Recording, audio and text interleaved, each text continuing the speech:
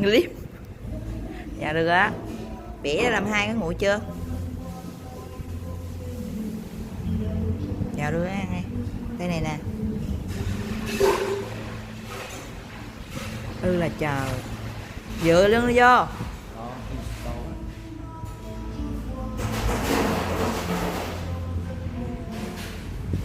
Được, ăn được, Hải Nam ăn được. Dầu quá.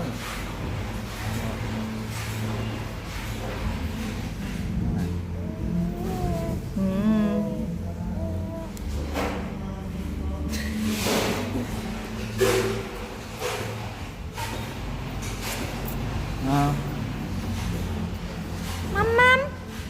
Dâu ơi, y mắm mắm trời.